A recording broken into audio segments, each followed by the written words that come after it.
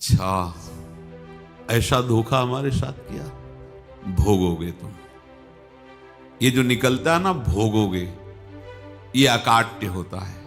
क्योंकि किसी का भी हृदय, मान लो किसी भी जीव जंतु को आप कष्ट दें और उसका हृदय आह भर जाए, तो वो आह वज्र की लेखे तुम्हें भोगना पड़ेगा। वो आह किसी की ना लेना जिंदगी। कोई ऐसा कोई आह भर करके कह दिया तुम समर्थ हो, हम तो कुछ कर नहीं सकते, वो अंदर से दुखी, फिर तुम्हारी सामर्थ्य काम नहीं करेगी, मिट्टी में मिला देगी। ऐसा नहीं कि आप जो कर रहे हैं कोई देख नहीं रहा, कोई हिसाब किताब नहीं, जो कर रहे हैं अवश्य में भोक्तव्यम, बहुत सावधान।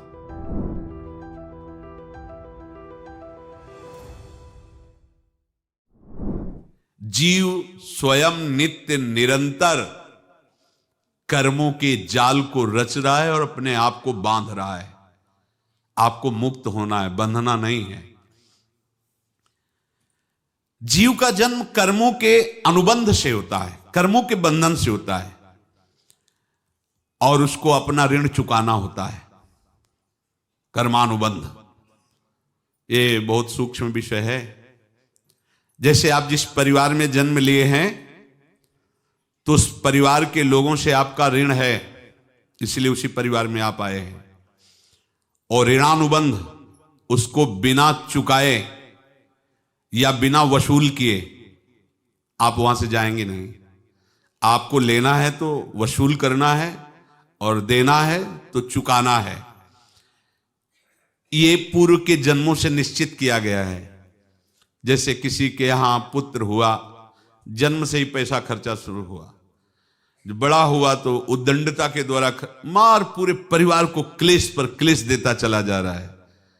ये तुम्हारे कर्म का फल है। या ऐसे शक्तिहीन बुद्धिहीन ऐसे पागल पूरे जीवन सेवा करो, तुमसे अपना हिसाब चुकाने के लिए वो आया है।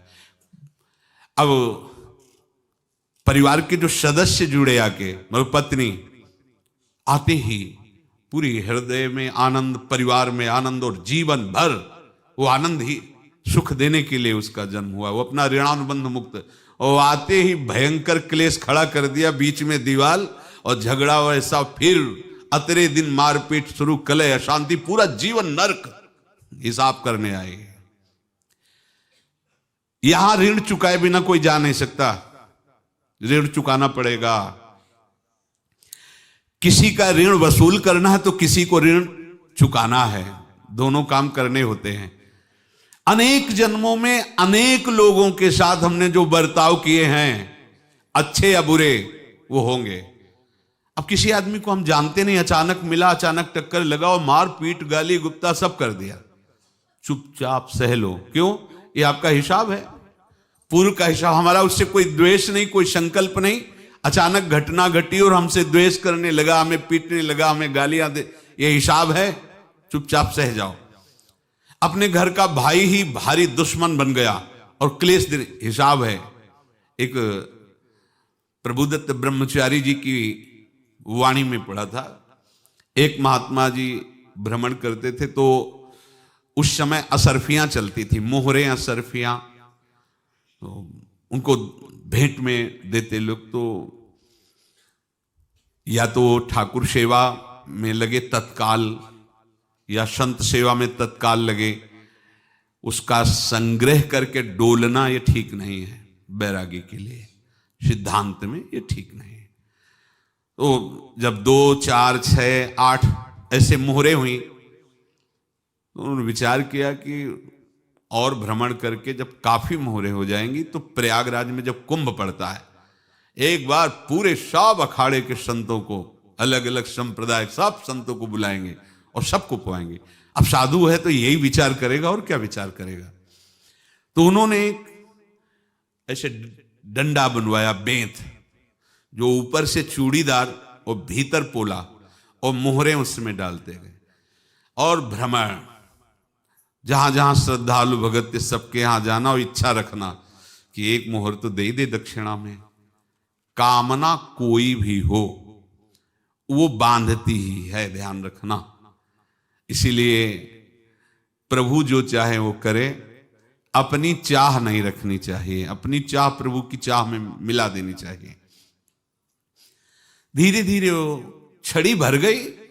भ्रमण करने वाले महात्मा चूड़ी लगाई, इंतजार करते रहे। जब प्रयाग का कुंभ पड़ा तो चले। तो रास्ते में एक गांव में पूछा जाता है, जैसे कहीं रुको कि कोई श्रद्धालु ऐसा है जो संत सेवी है। तो कुछ लोगों ने बताया, हाँ एक परिवार है बहुत संत सेवी है और आपको मिलाते हैं उनसे। आइए महाराज। घर में रुका, खूब अच्छा हलवा पूड़ी पवाया और जो घर के मालिक थे चरण दबाए। चरण दबाते दबाते उनकी दृष्टि पड़ी उस डंडे पे। इतना मोटा और ऊपर से कुछ चूड़ी सी भी नजर आ रही, इस डंडे में तो कोई रहस्य है ही है। अब महात्मा जी को खवा पिला के सुला दिया। महात्मा जी जब सो गए तो पत्नी से धीरे से कहा, वो डंडा लाओ बाबा जी का। डंडा, वो चूड़ीदार जो ही खोला पलटाया तो सैकड़ों मोहरे। ऐसे संत रोज पधारे भगवान, तुम आनंद हो जाए फिर क्या। पत्नी से कहा, नाप के कंकड़ लाओ। वो तो महात्मा जी तो खाए खीर पूड़ी, आराम से सो रहे। रात में पूरी प्लानिंग करके उसमें कंकड़ भर के चूड़ी लगाकर सिराने रख दिया, सारी मोहरें हटा ली। महात्मा जी आराम से छड़ी उठाए तो वजन पक्का। वैसे बड़े लोग चतुर होते हैं, पर ये नहीं जानते कि कर्म कितना भयानक होता है। और उनकी कोई संतान नहीं थी, पर धन में इतना प्रेम उनको था। बहुत सावधान। साधु महात्माओं के पास जो अर्थ है, गृहस्थी अगर आता वहीं से है, पर अगर उसको जोर जबरदस्ती या किसी छल कपट से, तो वो उसका विनाश ही करता है। आज तक का प्रमाण है। अब उनको ये भाव पता नहीं होगा, या पता होगा तो लोभ के कारण वो उसको मान नहीं पाए होंगे। महात्मा जी गए प्रयाग में, किसी अखाड़े पर रुके और वहां प्रार्थना की कि कल जो है संपूर्ण अखाड़ों का निमंत्रण किया जाए और सब संतों को भोग पवाया जाए और उनको दक्षिणा भी दी जाए। महंत ने सोचा कि बहुत बड़ा है तो उत्सव है, क्योंकि प्रयाग में कितने हजारों संत महात्मा सब। तो उनका महाराज बोरों इसमें चीनी और टीनों घी लगेगा, सब व्यवस्था। बोले आप मंगाइए, एक एक हिसाब हम करेंगे, हमारे पास सब व्यवस्था है। बोले कुछ तो पहले दे दो, वो इकट्ठे देंगे हम। उनको था कि अगर हम छड़ी खोला और दो चार मोहरे दी, किसी को पता लग गया तो गड़बड़ हो सकती। बोले हम भंडारे के समय आखिरी में सब कुछ आपको दे देंगे। ठीक। वो अपने पास से पैसे लगाकर खूब जितना सामग्री सब लाए लाखों की, और सब संतों को निमंत्रण कर दिया। संत जन निमंत्रित हो गए, भंडारा बन रहा है। तब वहां के महंत है और उनका देखो भंडारा भी बन रहा है, संतों को निमंत्रण। अब आप अर्थ की व्यवस्था कीजिए, क्योंकि इतनी बड़ी हमारी सामर्थ्य नहीं थी जितना हमने किसी तरह हमने व्यवस्था की। अब मुझे अर्थ चाहिए, तभी आगे की व्यवस्था बढ़ेगी। संतों को दक्षिणा देंगे और जिनसे अर्थ लिया उनको दे। देखो रसोई बन गई है सब। उनका छत में विश्वास नहीं तो ये अभी चूड़ी खोली। उनको तो था ना कि मोहरे हैं, कंकड़। तो जैसे कितना उनको सदमा लगा होगा। हजारों संतों का निमंत्रण, रसोई बन, मतलब संत हो के छल कपट। तो उनका महाराज आपने तो हमारा नाश कर दिया, जो महंत थे। अब बताओ रसोई बन गई, संत निमंत्रित हो गए और आप ये कंकड़ दिखा रहे हैं हमको। आपने तो हमें बर्बाद कर दिया। हमारी इतनी सामर्थ्य नहीं थी, आप पहले बता देते। संत होकर ऐसा छल कपट। अब वो बोले तो क्या बोले, क्योंकि उनको पता था कि मोहरे हैं इसमें। अंदर से उनका चिंतन गया उसी सेठ के पास, अच्छा ऐसा धोखा हमारे साथ किया, भोगोगे तुम। ये जो निकलता है ना भोगोगे, ये अकाट्य होता है।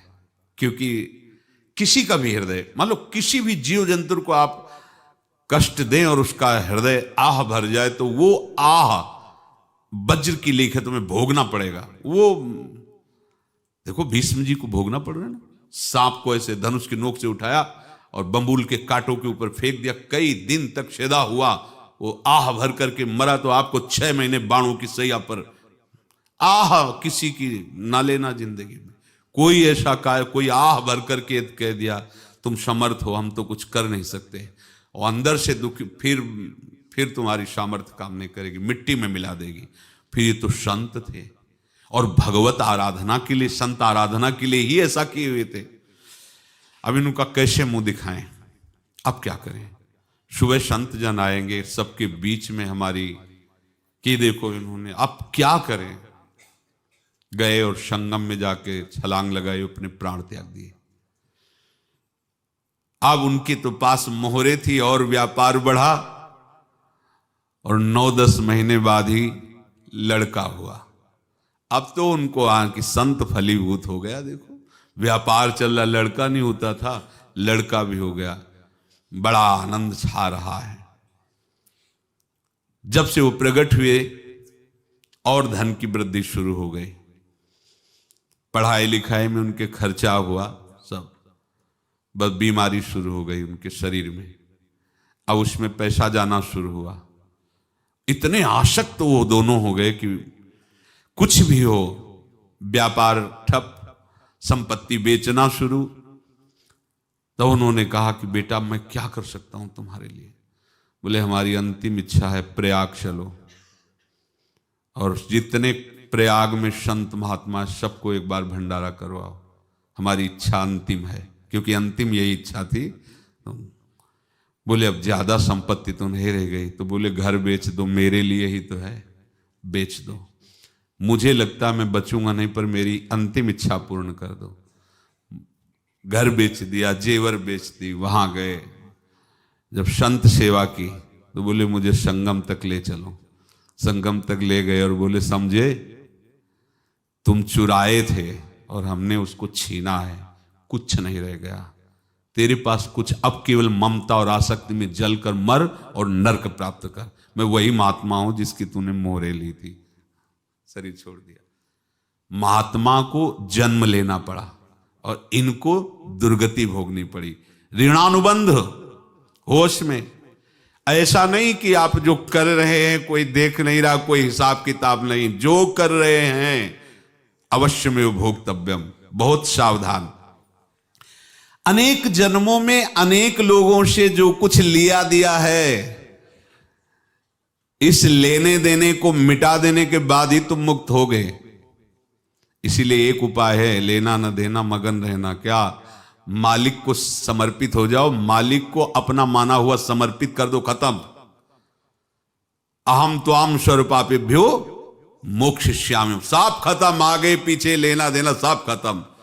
एकादश स्कंद में भगवान श्री कृष्णचंद्र जी ने कहा जो मेरे चरणों का आश्रय लेकर भक्त मेरा भक्ति करता है, उसके पितृ ऋण, मातृ ऋण, देव ऋण, ऋषि ऋण, सब ऋणों से मैं मुक्त कर देता हूं। बस यही एक उपाय है जो इसके बंद करने का उपाय भक्तों के लिए है, वो यही है, भगवान की शरण में होकर अपना माना हुआ पूरा भगवान के अर्पित कर दो। अर्पित करने का तात्पर्य उसमें अहम हटा दो। तो दियम वस्तु गोविंदम तुभ्यमेव समर्पये। जिनसे तुमने सेवा करवाई है उनकी सेवा करनी पड़ेगी, जिनसे तुमने जो कुछ लिया है उनको देना पड़ेगा। ये लेने देने का व्यापार जब तक समाप्त नहीं होगा तब तक तुम्हारा जन्म मरण चलता रहेगा। अब आपको यहां समझना है, यदि आपसे किसी ने पैसे लिए बेईमानी करके नहीं दे रहा है तो आप उसको गाली मत दीजिए, आपने बेईमानी की थी इसलिए आपकी बेईमानी हुई है, ले गया, कोई बात नहीं है, बंधन से मुक्त हुए, जो बोझा था चला गया। उसको ऐसा ना देखे कि ये बेईमान हमारे रुपए मार लिए, अब जो कुछ होगा देखेंगे। अगर आप आगे नया कुछ करते हैं तो फिर आगे का हिसाब आपको भोगना पड़ेगा, ध्यान रखना। ऐसा नहीं है कि आपको भोगना नहीं पड़ेगा।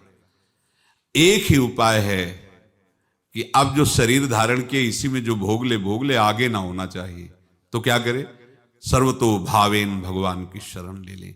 ये तो सर्वाणि कर्माणि मयि सन्न्यस्य मत्पराहा अनन्येनैव योगेन माम ध्यायन्तु उपासते तेषाम् अहं समुद्धर्ता मृत्यु संसार से। ये बड़ा कठिन है पार होना, कोई छोटी मोटी बात है। एक महात्मा बाल्यावस्था से भजन करते थे, शालिग्राम भगवान पास रखते थे और उन्हीं की आराधना करके बस पाठ नाम जप और भ्रमण करते थे। यौवन अवस्था थी, गंगा जी के किनारे अपने ठाकुर को विराजमान करके स्नान करने के लिए कपड़ा ही उतार रहे थे कि 90 लोग आ गए, भाला तलवार सब ले, मारो मारो इसको मारो, घेर लिया। तो उन्होंने हाथ जोड़कर कहा हमने क्या अपराध किया, कोई सुन ही नहीं रहा। तो उन्होंने कहा मार तो डालोगे ही आप 90 लोग, हम कोई अस्त्र शस्त्र तो लिए नहीं, एक बार हमें गंगा में डुबकी लगा देने दो और अपने ठाकुर को स्नान करा देने दो, फिर इसके बाद आप मार देना। भगवत इच्छा से वो लोग रुक गए, स्नान किया और अंदर से प्रार्थना की, प्रभु ये क्या लीला है आपकी, आपके सिवा मेरा कोई है नहीं और ये मुझे मारना चाहते हैं। तो भगवान ने जानते हो क्या कहा उनके अंतर में, तुम मेरे में ध्यानस्थ हो करके शरीर को छोड़ो, ये लोग मारेंगे, ये मेरे भजन का फल है कि तुम्हें 90 जन्म नहीं लेना पड़ेगा, एक ही जन्म में 90 मिलके, तुमने 90 हिंसा की थी पूर्व में, तो तुम्हें 90 बार जन्म लेना होता और एक एक करके मारते। ये मेरे भजन का प्रताप है कि एक बार में ही 90 का हिसाब हो जाएगा। तुम आंख मूंदो, मेरे ध्यान में मगन रहो, मेरे प्रताप से तुम्हें कोई चोट नहीं होगी और स्वाभाविक मूर्छावस्था में प्राण तुम्हारे छूट जाए। ऐसा ही हुआ, ऐसा हुआ। तो ये बात समझ लो कि ये जो कर्मानुबंध है, ऋणानुबंध है।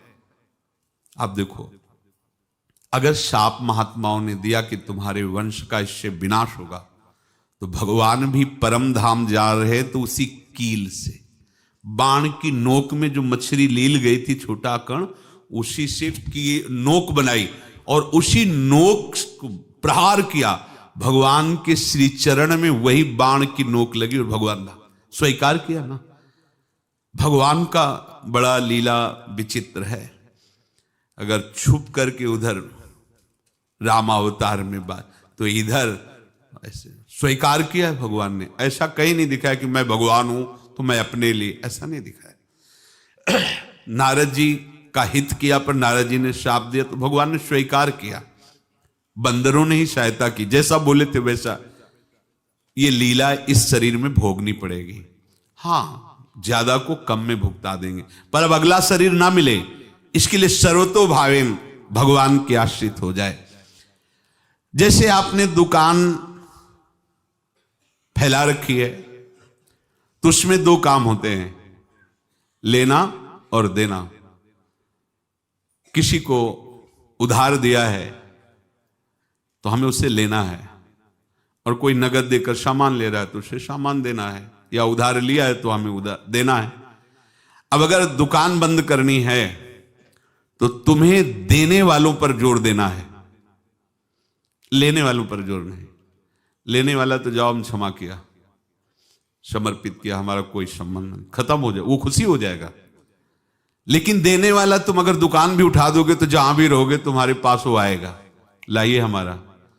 तो देने पर नजर रखिए, जिसका जिसका हिसाब है वो आपके सामने आता जाए, हटाते जाओ। लेने पर नजर मत रखिए और दुकान फौरन उठा दीजिए, नहीं अगर लेते देते रहे तो चलता रहेगा। आगे चलकर कुछ लेना न देना, मगन रहना बस अपने प्रभु के चिंतन में। अब हम कैसे जाने कि किसको क्या देना है, हमें क्या पता? तो हम पूरा हिसाब जिनको पता है उनको दे देते हैं, समझ रहे हो? उनको पता है क्या लेना है क्या देना है, तो इनके पास पहुंच गए, सरकारी हिसाब से सब बराबर कर देंगे।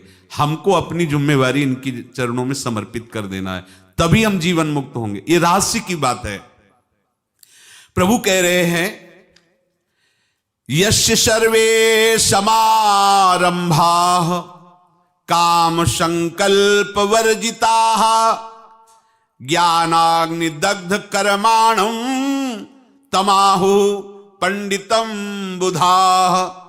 जिसके संपूर्ण कर्मों के आरंभ संकल्प और कामना से रहित हैं, तथा जिसके संपूर्ण कर्म ज्ञान रूपी अग्नि से जल गए हैं, उसको ज्ञानी जन भी पंडित कहते हैं, बुद्धिमान कहते हैं। पूज्य श्री भाई जी महाराज कह रहे हैं, जैसे वहां ज्ञानाग्नि से दग्न कह रहे हैं, तो अपने वृंदावन वासियों का प्रेमाग्नि से सब कर्म संस्कार दग्न होते हैं। जिस समय आपके हृदय में भगवत प्रेम का प्रादुर्भाव होगा तो लेश मात्र कभी तुम्हें दुख नहीं भोगना पड़ेगा। प्रेम का प्रादुर्भाव होते ही दुख का नाश हो जाता है, महासुख। जब प्रेम का प्रादुर्भाव होगा तो समस्त पाप भस्म हो जाते हैं, अशांति नष्ट हो जाती है, संसार ज्वाला स्पर्श भी नहीं कर सकती है।